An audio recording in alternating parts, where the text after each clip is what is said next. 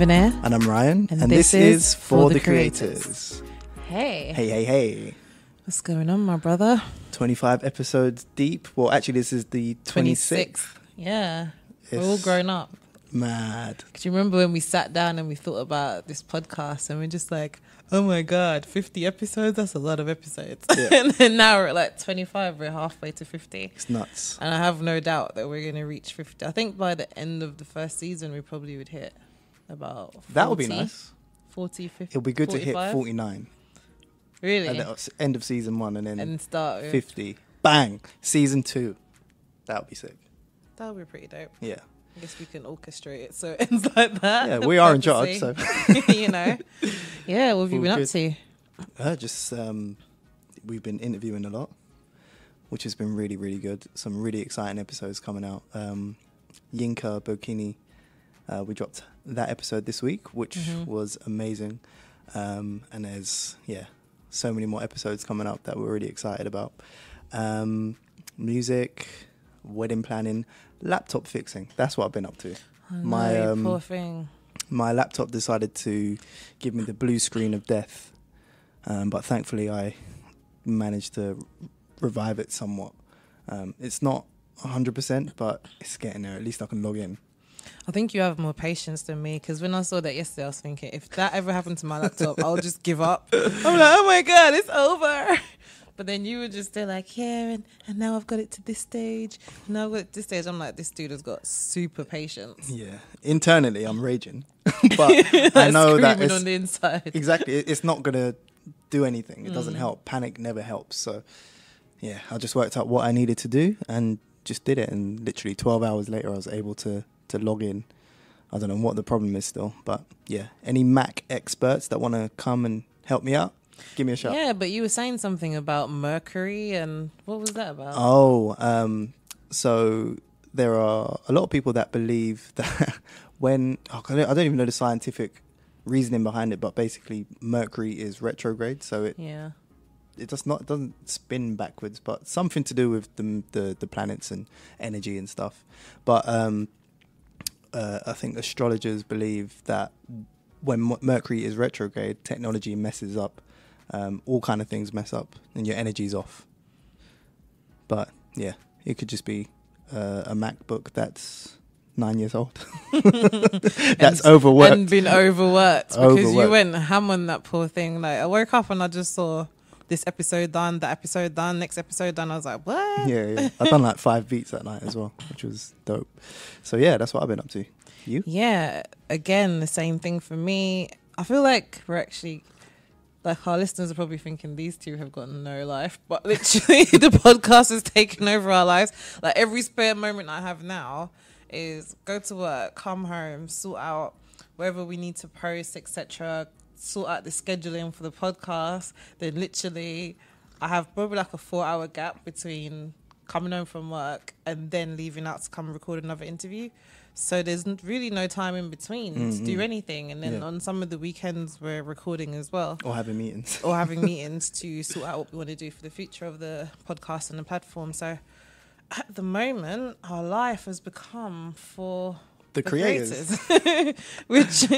which can sound a little bit boring. I wish we had more exciting things to say, but the most exciting part of our day is actually sitting down with all the creators that we're meeting and having, really good conversations and learning so much. Yes, exactly. It's always time well spent. Yeah, so what did you get from the interview with Yinka Bokini? Man, so much from Yinka. I just think her general spirit is really inspiring. I think we all have a bit of that Yinka spirit. And so that sounds mad, like spiritual, innit? But have some of that fearlessness inside of us, and I feel that she exercises that more than most, and I feel that to use that more. I think it might have, I don't want to put words into her mouth, but I think it might have something to do with the fact that she was ill when she was younger, and obviously she didn't really go into what her illness was, but I have a feeling that it was life-threatening. So I think once you've already been on the brink of death potentially, what else is there to fear? and she lost her mom, etc. So I feel like she knows how short life is and she understands the value of life. So that might actually push her to get the most out of it. Yeah. And then her character is just amazing as well. Yeah. So. And she's made a really good point about the quote unquote shortness of life. And it's a conclusion that I came to as well, is that, yeah, people say that life is short. However, it is the longest thing that you're going to do, right? And within that time, you need to pick how you spend your time, and that's what she's done.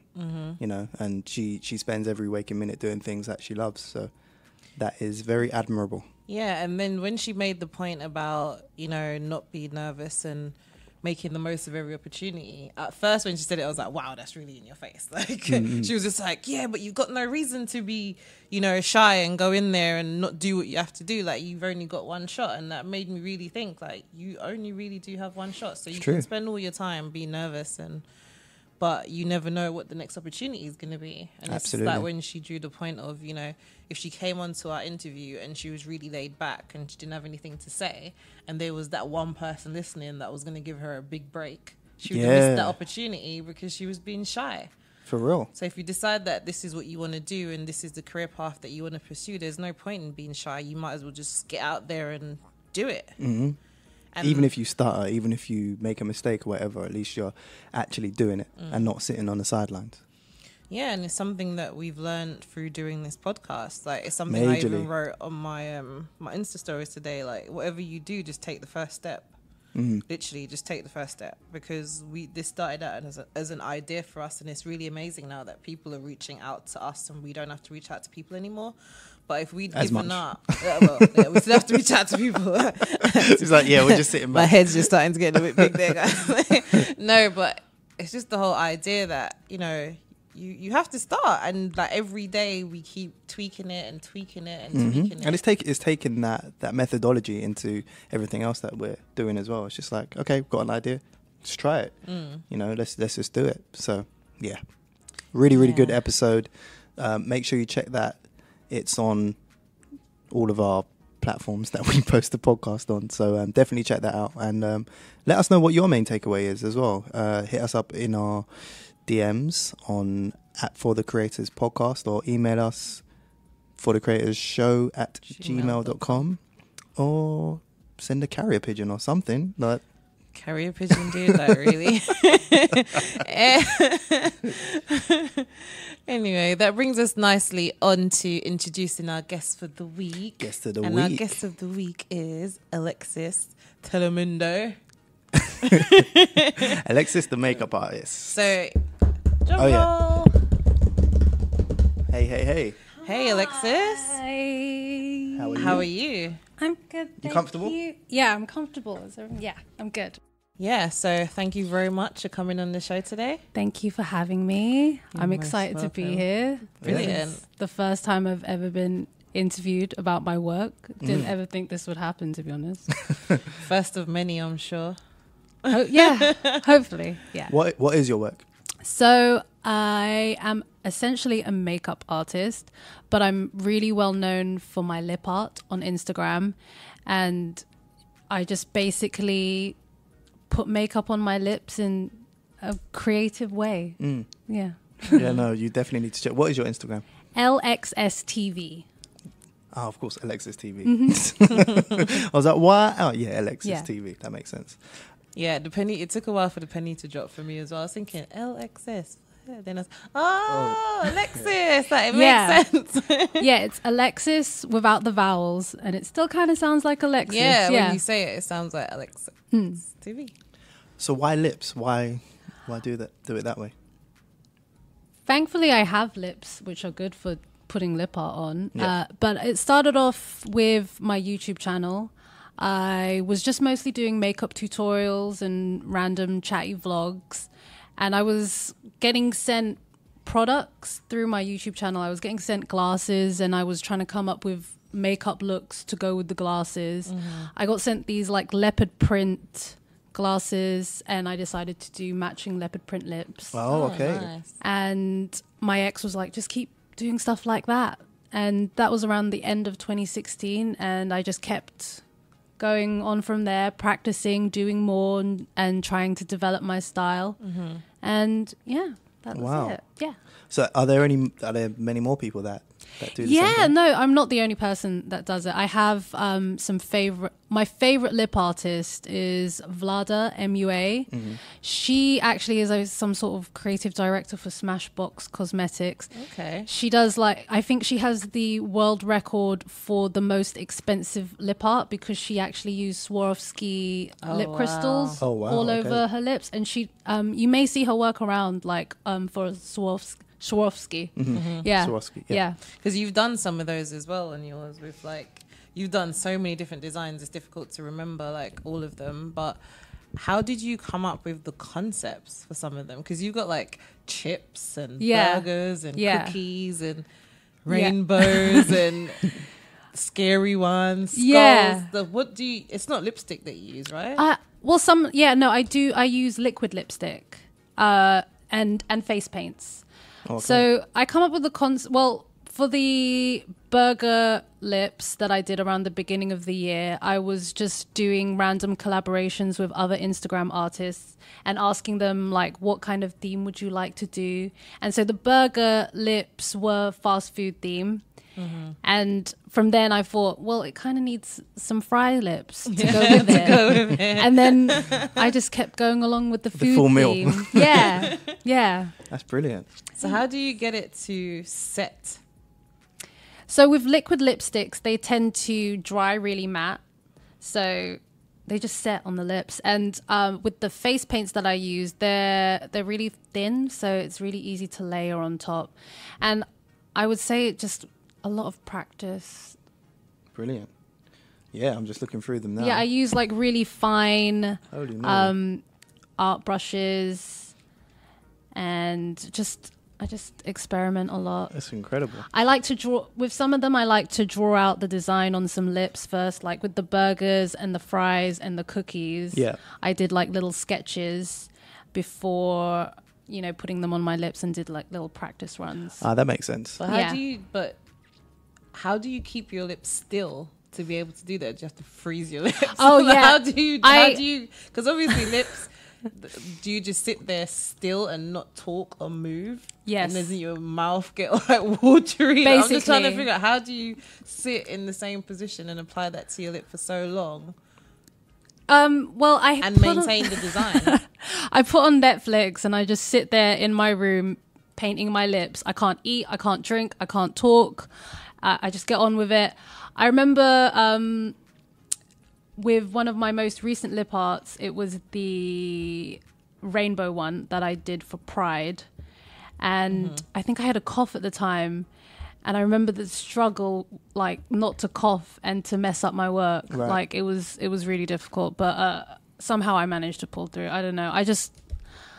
I'm an only child, so I'm used to just entertaining myself and being alone and drawing. But do you have an artistic background? Because obviously there's one thing it's great to be able to do it on the lip. There's one thing to be a makeup artist, but there's still another level to what you do. This is art. Yeah, this is a completely do you level. have an artistic background? Yeah, I mean, I did art for GCSEs. I did art for GCSEs and A-levels. From then, I did an art foundation and did fashion design for a term at Ravensbourne, but didn't really feel like that was me. I went through a few stages, figuring out exactly what I wanted to do. I'm still figuring out exactly what I'm doing. But I do have an artistic background. I've always loved drawing. I was always that kid at nursery school, just drawing in the corner. I remember one of my best friends at the time saying, "You're always drawing. Can we do something else, please?" Can we go outside? Yeah. And I was like, "Oh, okay." But yeah. You've always enjoyed it. Yeah. Just always loved drawing. That's brilliant. Keaton Rich, sorry, who we had a few episodes back. He went to Ravensbourne as well. Okay. He's a photographer. Okay. So that just was you at the Greenwich Ravensbourne? No, when I went, it was Chislehurst. Yeah. I was just there for my foundation, and I was only there for. Well, no, I did my foundation, and then I was there for a term, but I didn't really enjoy fashion design. I then went on to do tailoring, I did enjoy that. I enjoyed making clothes, but I didn't really enjoy the tailoring scene on Savile Row. It was very male dominated, and that's not very me. Right. Yeah. Interesting. So where do you see because obviously you've carved out a niche for yourself with the lip art. Lip art, sorry. Dry throat. Have you had many requests from like, I don't know, like different brands or people asking you to come down to events like to do lip art? It just sounds like there could be so much happening from what you're doing. People do ask me to do lip art on their lips, and then when I tell them that they have to sit there for like an hour at least, not eating, not drinking, they kind of they don't really seem so interested anymore. Right. I've had one opportunity with a brand, Revolution Pro. I did like chocolate lips. That was like my last lip art that I uploaded. They wanted to do that for like National Chocolate Day or something. So I did like a chocolate theme. But other than that, I haven't been approached by many brands that have asked me to do lip art, but I've been sent a lot of products, which is nice. I like free stuff. Yeah, who doesn't? Oh, you're just looking at that now. That was the chocolate one, yeah. Chocolate lips. Yes. Although I saw comments on the Revolution Pro's Instagram saying that it looked like grilled burgers, and now all I see is grilled burgers. I suppose it could. Oh, well. But would you say that you're more into over-the-top makeup? Because also when I look through your profile, I see a lot of drag-looking makeup. Yeah. Well, for every day, I would say I do quite natural, minimalistic makeup, but I love drag makeup. I don't know if you know the show RuPaul's Drag Race. Oh, yes. I know it because my sister watches it and she can't stop talking about it. It's one of my favorite shows. It's like church for me. Like, seriously, you learn so many life lessons. And I've watched that show, like, I've watched episodes so many times, especially when I'm doing my lip art. It's really inspiring because I find the makeup to be really dramatic and bold and kind of cartoon-like. And I get a lot of inspiration from cartoons, especially for my latest work. And I actually work with a drag queen. Oh, cool. Really? Yeah. Miss Candy Heels. I don't know if she's watching, but yeah, she's a drag queen who hosts on Monday Nights at Heaven. She's great. She's been really helpful with me starting at my new job at Mac. Because I feel like that is probably where you need to go to. People who are into extreme like costume makeup. Have you ever considered going to the theatre? Why not? I feel like that's where your work would be appreciated. It's over the top. Yeah. Why not? I feel like I have so many possibilities for where I am. I really feel like my career is just starting off, to be honest. Yeah. Yeah. It sounds like it. Yeah, it really sounds like it. There's so much potential with this, man. Like, anyone listening, you need to check out the Instagram. It's Alexis TV. Yes. It's insane. Do you take the pictures? Just like. Yes, I take the pictures. I do everything from my room. So I have like a little ring light and a little camera, and I just set it up in front of my face. And what camera? Canon 700D. Oh, okay. You said little camera. I was like, oh, that's a good camera. It's all right. Yeah. It does the job. And then I will take some pictures and I'll edit it on Photoshop and a little bit on Facetune and upload it to my Instagram. Cool. Okay. Yeah. So now you said that you've just started working at Mac. What do you like the most about that? I'm gonna say the people. I decided because previously I was actually working in Selfridge's children's wear, just in retail. Okay. And I've only just joined Mac just this month. I wanted to be around more like-minded people and learn more about makeup because I actually I'm a self-taught makeup artist. Yeah. So I wanted to be able to practice more on different faces, learn more about makeup. And everyone there has been so helpful and so encouraging and inspiring. So I would say the people for sure. That's brilliant. So the people in terms of the staff and also the customers. Yes, the customers. Yeah, it's been really good to just meet more people and use my skills on people's faces because I love makeup. I love how it makes me feel when I put it on in the morning. And I want to be able to give that to other people. And hopefully I've been doing that. Yeah. Do those customers, are they aware of your Instagram? Like, do you introduce it, or no, I don't. Do you want to keep it separate? I don't know. I don't generally talk about it. Like when I first meet people, I don't know how to introduce it. Like, hi, I'm Alexis. I'm a lip artist, and most people are like, what's that? What's that? Yeah. And then I tell people like I do makeup on Instagram, and some people are like, oh, okay. Like they another Instagram makeup artist. Basically. And I'm like, okay, yeah, let me show you my Instagram. Yeah, I don't know how to bring it up in conversation. How do you even introduce that? Yeah, I mean, I suppose maybe after you're done with the customer, be like, well, by the way, I also do this. Check me out on Instagram. Yeah.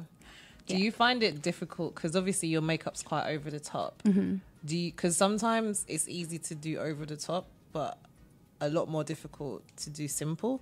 Do you find it difficult now to tone it down a bit?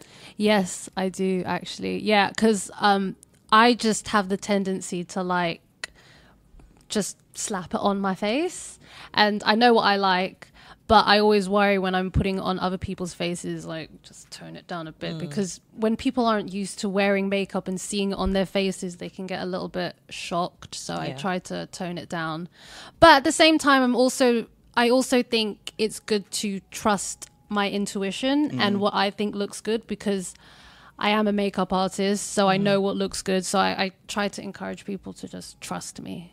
Yeah. And what about the different skin tones? And have you experimented with all the different skin tones yet, or are you still learning? I'm still learning. I'm definitely still learning, and hopefully getting better with it every day. But it's a lot of fun. It is a lot of fun, like playing, just playing. Constantly playing. I get to play dress up all the time. Every day. Yeah, every day. It's great. It's great. And now you don't have to use your own products. Yes, exactly. Yeah, it's kind of my dream job, just going into work and playing with makeup and dancing around with my friends. Yeah. It's a good place to work. Yeah. I feel like you said, I think we've caught you at the start of something really big here. Yeah. Because it could go, I don't know, it just sounds like it can be massive. Whatever you're going to do, it is going to be. So, yeah, I have a feeling that going into like theatrical makeup and makeup for film, because like especially when I'm searching through Instagram and things like that, you know, like when they do all of like the is it body illusions? Yes. Have you ever seen those? So I feel like you'd be really good at that, because it's playing with makeup but in a different way. I feel like because you're so over the top, I feel like MAC is nice because you're understanding the features and you're understanding like how to contour and different face shapes and skin tones and all of that. But I feel like you're so artistic that to delve, maybe you should try like body illusion art and I do feel theme art or theatre art, because I feel like that's where you'd really, really shine.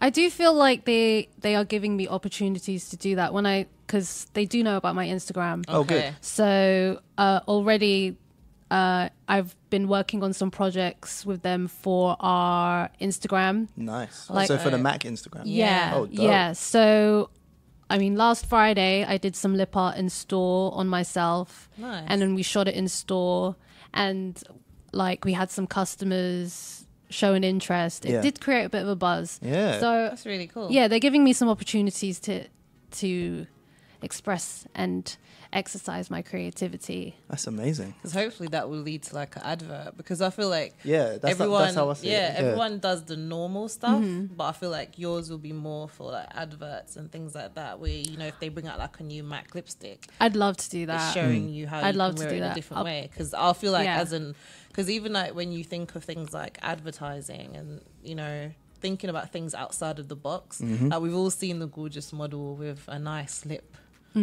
But how amazing would it look if you saw like different looks, different on designs, the lip just pop up? What you do, basically. Yeah, and even like for what you did for Pride, that would be great for MAC, because only a makeup brand would have something like that for Pride. Yeah. Indeed. Rather than just having the rainbow flag, they've got a Pride lip. And my second week at MAC, I was actually in drag for Pride. So I actually did a whole drag look. I borrowed a wig from my friend, Candy, and I had the whole makeup look on. And I actually have a drag name.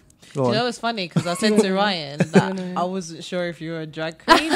Do you remember when I said that to you? I was thinking, I'm not sure. If, I couldn't figure out if you were male or female. Yeah, I get that a lot from my Instagram. The makeup on your Instagram, yeah, because it's so dramatic, it turns you into, you almost look like a guy dressing up as a girl. It's only when I saw your lives I was like, oh no, she's definitely female. Yeah, but you wouldn't be able to tell straight away. I get a lot of jokes about me being a lady boy at work, and I've said to my friends that I'm like a gay man inside a woman's body, and they're like, yep, that's you. That's you. Yeah, my drag name is Vagelina Jolie. Vagelina. Yeah. I came up with that myself. Yeah. It's just to highlight the fact that, you know, I have a vagina. Yeah. And I think like I wanted to project the beauty and the crazy of Angelina Jolie. And she has lips.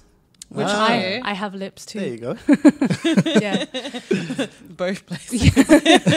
Yeah. So we both have lips. And so you went to work as Vagelina Jolie? Yes. Yeah. That was the first time I'd ever been out. Talking about making an impression in your first month. Yeah. It was a lot of fun. Good. I was serving customers as Vagelina Jolie, putting on lashes on people, doing foundation matches. It was a lot because should I show you a picture? Yeah, go on. I'll show you a picture. I had some big hair on.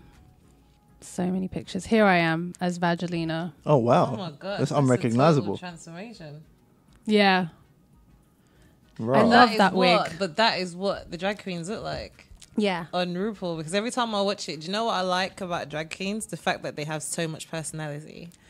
It's like being a woman on steroids. Yes. Like, that's what I love too. It's over the top. And you know what I like as well when they do the little skits, when they perform together? I loved when they did the Kardashians. That was like, that was so good. Kardashian the musical. Because what they do, Ryan, if you haven't watched it, is basically the drag queens, it's like they're all in a competition, right? And to be like the ultimate queen. But they have to do different challenges. I don't know if you've ever seen like America's Next Top Model. Yeah. Where it's like the drag queen version of it. Okay. Same but then format. they all come together and they do like these little skits as well. But they're so dope and they're so funny. Yeah. So they'll do like little parodies. So they had one where they did like the Kardashian family, but it's like a musical as well. Of course it is. Like, it's a musical playing the Kardashian family, and they like the lyrics. The lyrics are just so dope and so hilarious, and then they're all dressed in character. Very punny. Yeah, you know they. It's a really smart and stupid show all at the same time. Yeah. I love it. But it's entertaining either way, right? Yeah, and RuPaul is also like such a clever man. I remember I watched him. I didn't really understand that much about him until I watched his interview with Oprah. I watched that. And when I watched that, I was like, he's actually amazing. Because one of the things about him is that he really embraced who he was from a long time ago, which is, and I suppose back then as well, because it wasn't as accepted, was it? How old he is. A lot of people look up to him. A lot of the drag queens look up to him, and you know, for the time when he must have started out, you know, we're still fighting like gay rights issues and stuff like that now. So back then, I can only imagine how difficult it must have been for him. But for him to carve out an entire show that must make him millions each year in revenue. It's crazy. He's made a show about men dressing up as women, and it's really popular. It's great. Wow. I feel like it's my version of sports. Seriously. I never understood like competition until I started watching this show. Yeah. Because I can't watch football I don't know, after a while I'm just like, this is just men kicking a ball. Like, when are they going to take their shirts off or something? Like, there's not enough dancing, not enough glitter. But like RuPaul's Drag Race is like my type of sport. Yeah, I can hear my sisters listening to this episode right now, clapping and laughing. Yes. She feels exactly the same. Yes. No, and you know what's? It really stops you from stereotyping people. Because when I first watched it, I just assumed all the men were gay, and not all of them are. Because I've seen some that have had families, some that have children. I think most of them on the show are gay, but some of them have had children on the way. And there's that other one, Dragula. It's like Search for the Next Drag Monster. I've seen. Was that like the it's the more horror version. Oh, okay. It's a little bit difficult for me to watch, to be honest. Like one of the challenges was like seeing how many piercing needles you could get into your arm. Yeah, it was a bit much for me. But extreme sports. Yeah, it's not my thing. I like cute things like bunnies and puppies and Drag Race. It's that's my I prefer just the original Drag Race. But I remember one of the contestants actually saying that he was straight, which was surprising. It's surprising. It's interesting. It's interesting. But like drag, it's like a completely separate thing to who you are as a person, or an extension. I guess it's like a mask or costume. Yeah. Interesting. You mentioned that you put on makeup in the morning and it makes you feel really good, and that relates to our topic of the week. Yes. Which is, drum roll, can a woman be successful without wearing makeup? No. Well, of course she can. Of course she can. But the nice political correct answer is to say it depends on the woman and what her measure of success is. But I'm going to say for a woman in the public eye, or anyone in the public eye, just a little bit of makeup helps. Seriously, like, because everyone's got imperfections like eye bags, spots. Just a bit of makeup. Just put it on. Look good. Give yourself a bit of confidence. Live your best life. Yeah. What if they're confident without it? Because I know, like, for example, Alicia Keys did obviously having had years of being in the public eye and wearing a lot of makeup, she did, I suppose, a campaign of her, or denouncing that she's going to wear makeup at all. Do you reckon that, did she get the confidence because she did so many years of the makeup, or did you just... Well, I think she has confidence in herself because she's really talented. But, you know, coming into the public image, she did have to wear makeup. Yeah. It's like I guess it's a nice way to introduce yourself. Because I see, when I put on makeup, I like to think of it as presenting my best self. And yeah, makeup just helps with that. I think with the Alicia Keys argument, it's a difficult one because I feel like, if she'd come into the game not wearing makeup at all, then you can really judge it. She's acquired the fame. We don't know whether it's because of the makeup, but one of the things that you'd always say about Alicia Keys is how strikingly beautiful she was, with or without the makeup. So I feel like if she had come into the game and only relied upon her voice, then we can judge it to say, oh, well, she's successful with or without the makeup.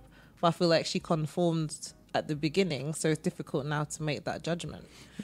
But the other side of the argument is, I honestly believe, for me personally, makeup does give me an element of confidence, and it makes me feel better about myself, because God knows when I wake up first thing in the morning, I don't have many eyebrows, you know, the eyebrows are a little bit distant.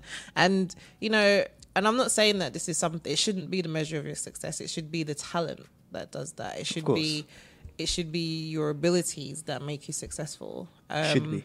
Yeah, it should be. But I just feel like in the world that we live in, a lot of women do feel more confident with makeup on their faces. And to say that we don't, and I know that there's the argument of, well, you know, you should have amazing self-esteem and all of that. I don't think by wearing makeup it's saying that you don't have good self-esteem. I just think, like you said, you want to present your best self. But then there's the other side of the argument where it's like there's a double standard. I was about to say that, because what makes women want to wear makeup in the first place? Because I've never worn makeup and I wake up confident. Maybe you should try. See how you feel about it. Okay, look, so I say I've never, but I have done photo shoots where you have to, because obviously glossy skin, lights, artificial lighting and stuff like that. So the foundation has to come out, and you know they do on your face and stuff. But it's never been anything beyond that. But obviously, as a male, in like growing up in 2018, like I was born in 2018, but growing up now, I don't know, maybe it's just the way we're conditioned, because on our side, we're not conditioned to wear makeup. Do you know what I mean? Yeah, well, I feel like society makes makeup a feminine thing. Because if you really think about it, makeup doesn't have a gender. You can put it on... It's skin, of course. You just put it on someone's face, and makeup doesn't care about whose face it's on. But society still has a long way to go, I guess. But I think it's also, maybe in the past, it's been a way of... It's part of defining who we are as women. And again, it's all the things that we've been fed. So in terms of beauty, like when you think of the typical woman's beauty regime, most of us will have a facial on a Sunday, and most of us will go through all of these things that a guy would never do. But then we kind of like doing that because that makes us feel like a woman. So on the flip side, it's like, it kind of gives you it's like a gender split kind of thing. Guys do this and women do that. Like guys shave. It's our way of conforming. It's our way of conforming, but I also feel like it's it's like a positive feedback loop in a way. It doesn't always have to be negative, but then on the other side, it's like, if you look at it from the arguments against, it is a double standard, because if a guy was to walk into a boardroom, he'll never be judged on that basis. It wouldn't even be a question. No. There's so much pressure that's placed on women. It's even like when you think of certain roles, like being an air hostess, for example. It's even been ingrained in me. If I see an air hostess and she doesn't have a particular look and she doesn't dress a particular way, and sometimes you're looking at them and you're thinking, God damn, like you're walking around this flight for 8 hours on a long haul flight in heels. But then, because you've been conditioned to see them that way, it's almost like now if you were to see an air hostess that didn't look polished, you'd kind of like what's going on? Maybe that's a gap her? In the market. Right now, Airways coming soon. Like unpolished air hostesses. No. I don't know. I it's nice to have a bit of glamour and to have something nice to look at. Yeah, it is kind of funny how that standard is put on women though, and not so much on men. Well, I mean, I think that's a modern thing though, because back in the day, I'm just thinking of like period dramas in like time when men would wear powdered wigs and put makeup on as well. Yeah, wear makeup and heels. Yeah, all of that, and that wasn't too long ago. It's just that at some point it had all changed, and it could change again. Yeah, it could. And it is changing because more men are wearing makeup now these days as well. I think for all these things, it's very subjective. If it's something that makes you feel good, then by all means. Why not? So maybe I guess the answer is confidence makes you successful ultimately. And if you're going to use makeup as a vehicle for your confidence, go for it. Yeah. Because to be fair, you have these people who put on makeup, and I feel like there are people who aren't completely confident in themselves who wear a lot of makeup, and you can tell because they put it on in a way that changes their it's not features. To enhance, it's to completely change it. And that what is my point? No, I think that is a bit of a mask. There is a difference, if you're wearing makeup to enhance your features, then that's just you saying, I'm happy with the face that I was born with. But I think now when you get into the zone of contouring, and where these women are like literally putting on layers and layers and layers of makeup, so when you see the before and after, you're just like, what? We're talking about before and after. Who are you? It's funny because most people won't be able to see a woman before they put their makeup on, unless you get on the London Tube. I'm one of those women. Well, no, I tend to like put my lipstick and like I was putting on like my mascara on the train today. I don't really care what people think about me. I mean, I've heard some people have told me like I could never do that. I'm like, why? What's wrong with putting on makeup? And I love watching women on the tube. It's such a personal thing, and like sometimes you just like to watch and see. That's what I'm saying. So like for me, for example, so I've seen you come on the train and with the face that you have, and then almost like when come Superman on as a goes five, in the phone booth, get comes out as Superman. Night. Right? Yeah, it's like completely different. But I mean, the whole time I'm like, well, you're beautiful as you are, kind of thing. But it's not about what I think, I suppose, or what anyone thinks. But it's also day and night. It's even like if you think about it from another perspective. When you go to work, you want to have a more natural look compared to when you go out. So it's like day and night. It's like if you're a bride, you want to have on some makeup on your wedding day because you want to look as beautiful as possible. And obviously your husband loves you because you're naturally beautiful anyway. But you want to like step it up a little bit. Yeah. Enhance your features a little bit more. So it's like, I think with everything, it's just striking that balance. you shouldn't rely on makeup to give you confidence. It shouldn't be, you know, how you justify yourself as an individual. Like, I was watching a program over the weekend, and it was this girl who she'd been bullied at school. And she had like a bump on her nose, and she'd actually gone more extreme than makeup. She had a lot of plastic surgery and things like that. But she's saying how much it really boosted her confidence. But then the guy who was the host of the show had actually had his whole side of his face burnt. Oh, wow. As a child. So then he was trying to say to her, like, your confidence shouldn't be based on how you look. It should be something that comes from within. Yeah. Because if it's always about the external, like, if you fix your nose, you're going to want to fix your cheeks. If you fix your cheeks, you're going to want to fix your lips. And it's only so much you can get out of just focusing on your external beauty. So I feel like the whole thing about self-esteem is that it's not necessarily about how you look.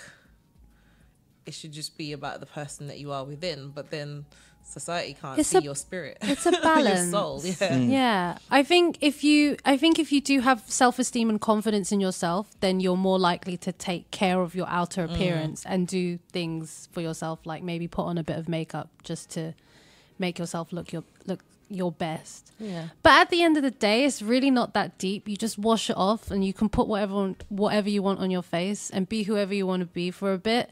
And then if someone doesn't like it, if you don't like it, just wash it off. Yeah. That's a very good point. So we had, how many answers did we get from our... We had some feedback from audience. 5 different members of our audience, and Digital Content Chick said, we believe she can be, which is basically saying she can be successful without wearing makeup. So I'll pose the question back to her, do you think it's possible to do so in every field? And she said, absolutely. We consider makeup an accessory. Talent and personality takes you much further than makeup. I would agree. Yeah. As a makeup artist, though, it does help a lot if I have good makeup on my face, because I'll be putting makeup on people, and if I don't have makeup on my face, it's almost that's like your business card, basically. Yeah, that makes sense. Yeah. Because that's what I was saying. Because also with actresses, you know, actress will wear makeup. Yeah. Because it's for the role. Yeah. So it depends on what profession it is. It can't be for every field. True. Because you'd wear makeup, for example, because they're enhancing your features. So it might be makeup that might make you look more gruesome, or it'd be makeup which will make you look maybe like a different ethnicity. And, you know, there's so many different things. So I don't think there's a blanket answer. No, for real. I think, like I said earlier, it really just depends on the woman and what she sees as successful. Yeah. For sure. What are other guests saying? So Stylist and Me said, yes, she can be. We agree with all points mentioned above. If she's tenacious and knows her self-worth and has the talent to back it up, or skills in whatever area, no one can stop her. And also it can work in her favour and be a curveball with a different outlook to the norm. But one of the things I say as well with the whole argument is the other side of it as well is when it comes to the topic that we were discussing the other week, which is pretty privilege. So sometimes makeup actually goes against you in the corporate world, because Harper's Bazaar did a study and it showed that women who wore makeup are less likely to be considered good leaders in the workplace. And that was the perception of both men and women. Because sometimes when you're in like a very senior role, people may not take you seriously because they think that, oh, all she is, she's just pretty, and all she focuses on is how she looks. So it can be viewed in a totally different way. So on the one hand, you're using makeup to enhance your features, to make you feel confident. You have all the talent in the world, but because you're wearing makeup, people view you differently.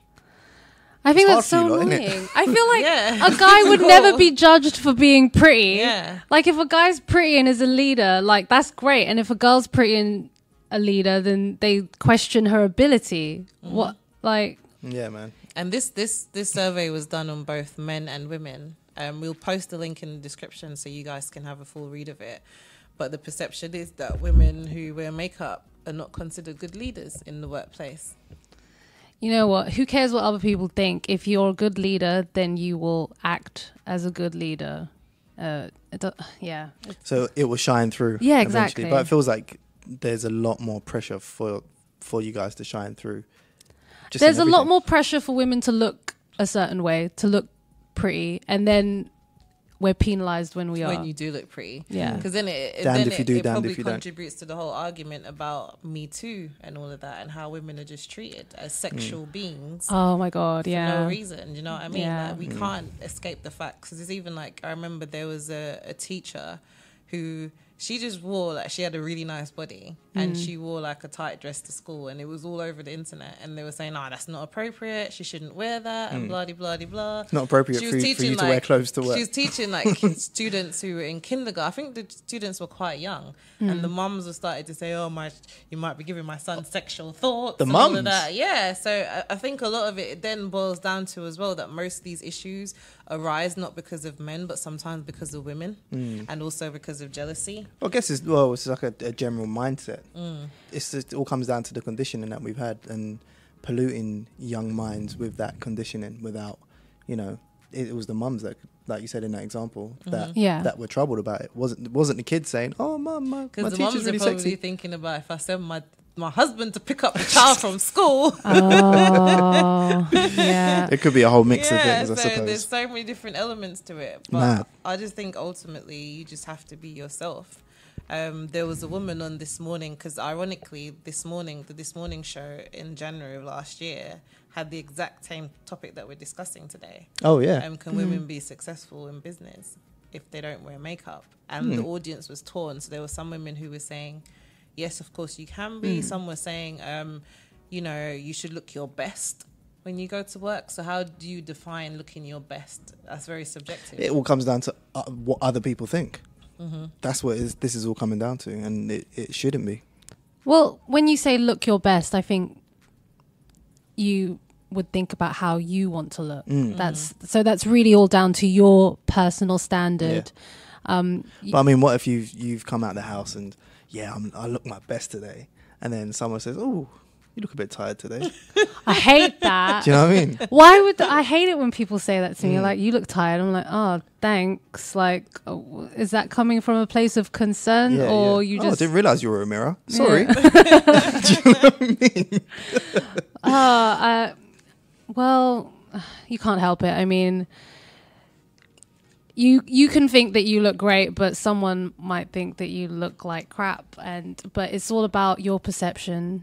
Because you never really know what other people will think of you. But if you yourself think that you look great, then I think it also ties into what Yinka was saying, because she said in her interview that when she went to law school, her lecturer said to her that she would never be successful in law because she had tattoos. Oh yeah. So what are you wasting your time for? Yeah. So it's like, how do you judge my abilities and my skills just because of something that I've chosen to put on my body? It's no different to me putting on some earrings. It's no different to me putting on a necklace. So just because I've got tattoos on me means I no longer have intelligence. Yeah. I'm going to take this back to the whole drag race thing and how it's almost, I guess, and acting even, it's like playing a role. And I guess people are used to seeing a role in a certain way. And I guess when you don't really fit that look, then people just don't think you fit the role. I guess it's weird. But then that's why it takes for people of difference to go into these established traditional roles to change the expectancy a bit, I think. But I do feel like workplaces are evolving though, and I think maybe in the future we probably wouldn't even have this discussion, because I feel like in the past, even if you were in a customer facing role or not, the idea was you're going to work, you should be in a suit and tie. Yeah, exactly. You should be in a shirt, you should look very formal. Because I even remember like when I left secondary school and I was going for interviews, and like when I left college and I started interviewing for job roles, it was always, even if you're going for a sales assistant job, you still had to go there looking very formal and all of that, because that was just the expectation. Because you want to get past all the prejudice, isn't it? But now you're in a senior role at your job and you can go to work in t-shirt and shorts. Yeah. Oh. So it's like the society's changing. So I feel like over time, these issues will become irrelevant because everyone's allowed to be their authentic self a little bit more. Everything is becoming a bit more casual. Yeah. But also what it is as well is that, look, so we've all got a similar mindset. We're all kind of on the same page on this topic. If we all go on to be massive successes in our roles and our businesses and stuff, you're going to hire people with that same mindset, right? So, for example, with yourself, when you go on to become the star that you'll be within your arena, and you have employees and stuff, you're not going to say you can't wear makeup, you're going to have to wear a suit and stuff, because that's not within your mindset. So I think the more people that do that across the industries, that's how things eventually will change. So yeah. I do think we're never going to completely dismiss looks, though, because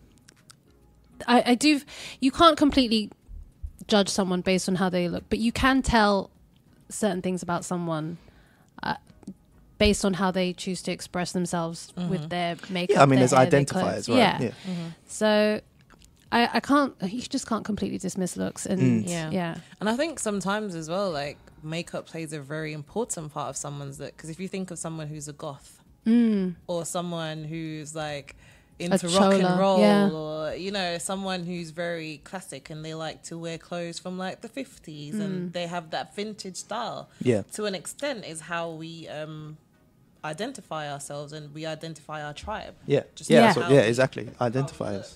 Absolutely, I agree. So it's important not to just be too stereotypical and put I think it just comes back to the quote that I put on our profile today. Say that again, because it didn't pick up. So I was saying that, you know, wearing makeup, it helps us to be part of a tribe. It's almost a sense of belonging. And it's not just always about going into the workplace. And it's something that I think it really resonates with the quote that I put on our profile, which is to define is to limit. And I feel like some people, you know, they want to have that freedom of expression.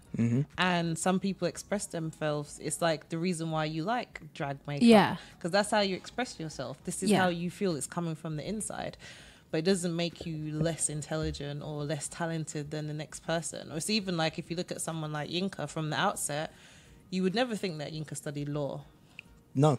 Because she's so bubbly. She's not the typical person that it's not what you would imagine. Yeah, it's not someone who studies law built to be boxes around people. We think the person who studies law is going to be in books 24/7, and the irony is Yinka is in books 24/7. Yeah, but she doesn't come across as a nerd who's wearing glasses and exactly. You know, her top's all buttoned up to her neck, and you know, she hangs out with all of her nerdy friends. That you can be multifaceted. There's nothing that's keeping you into one box anymore. Sounds interesting. I should listen to that podcast. Yeah, make sure you listen to that. Yeah, I'll listen to that episode podcast. 25 for the Creators Podcast.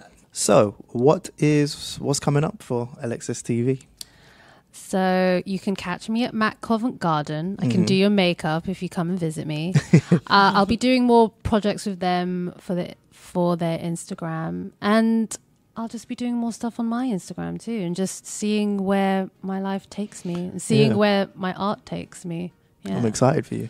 Thanks. Mac, marketing department, you need to be listening to this episode, because Alexis has got some fantastic ideas. Yeah, I'm seeing a lot that's going to come from this. I can see a lot in her future as well. Absolutely. Because especially when we spoke to a lady she has a creative agency, and we said to her that you were going to be on it. She's like, amazing, because it's so outside of the box. It's not the typical. There's everyone who's a beautician. There's everyone that's a makeup artist, but not many people who are doing what you're doing. So definitely keep on pursuing it. You know, it's always nice to have a niche. But I've got a name for your company as well. I'll tell you afterwards. Okay. I want to hear. Yeah. Ryan's the man. I wish we had a name for ours. Oh, yeah. Yeah. About that. It's out here giving away names. We'll just hold on to that name, dude. Yeah. Cool. So we always ask our Spotlight guests just a few questions that we ask everybody. Firstly, what would you say your why is? My why? My why is just trying to figure out what I'm doing with myself. And I'm just trying to follow my intuition and trying to trust my artistic intuition more and just go with what I like. Yeah, so I'm just figuring out what exactly I'm doing. Yeah. That's a good answer. I like that. If you could go back to speak to your 10-year-old self, knowing what you know now and all the experience that you've had, what would you tell yourself? I'd tell myself not to be afraid of looking stupid. Yeah, Powerful. I feel like I've missed out on... I missed out on a lot of stuff because I was kind of shy as a kid. And I realized like there's a lot of fun in being stupid and making mistakes. And you learn a lot from those mistakes. It's not really mistakes. It's failures are like an early attempt at success. Yeah. I can't remember where I've got that. I think I got that from some sort of movie. Yeah, it sounds like it, but yeah, it sounds good. Yeah, but I always remember that. And I always try to keep that in mind whenever I'm doing something new, or I just try to keep that in mind and remind myself that even if something isn't perfect now, it's a stepping stone to getting better and learning more. Yeah. Brilliant. Yes. So yeah, thank you so much for coming down. This has been a proper insightful conversation. Thanks for having me. Yeah, no, I'm glad we were able to spotlight you at this point, because I can feel something's definitely coming. If Mac are asking you to do their Instagram 2 weeks into your job, yeah, come on. Yeah, there's big things happening here. Yeah, it really is just the start of everything.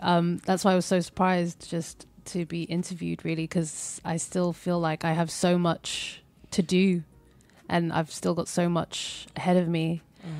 Yeah. But that's the beauty about this episode. It's a spotlight episode, so we do two. So the one that we did for Yinka, for example, the episodes that go out on a Monday are long form, and these are people who are already considered to be professionals or established in their career. But the ones that we do for this show is basically designed to help people like yourself to gain that confidence to speak about yourself a little bit more. Yeah. And also to shine a spotlight on you before you get big, so we can say we had you here first. Yeah. I can say, when I'm big, I can say that you had me here first. Exactly. And that's what we do. We give people the opportunity to be spotlighted. And I'm sure we'll grow alongside one another. Absolutely. Definitely. Yeah. Absolutely. Yeah. It'll be amazing to see how this show goes as well. Oh, thank you. Yeah. Thank you. Yes. So as usual, guys, thank you very much for tuning in to another episode of For the Creators podcast. As you know, we're available on socials. On Instagram, we are For the Creators podcast. On Twitter, it's _the creators. And on Facebook, it's For the Creators podcast. It's been nice having your ears again for another episode. If you haven't checked out our full interview this week of Yinka Brokini, please check that out. And we will be back next week for another full interview. Yeah. And please remember to subscribe and review, give us 5 stars and a nice comment. It really helps other people find this show. And yeah, we're growing every day, it seems. It's nuts. Literally. So yeah, continue to keep on reaching out, commenting, liking the Instagram and sharing it. Yeah, it really feels like this is a movement. So thank you so much. Thanks, guys. It sounded emotional, but I was actually had something in my throat. Just burping. You was about to cry. Thank you so much. Oh, thank my mom, my dad. Grammy speech.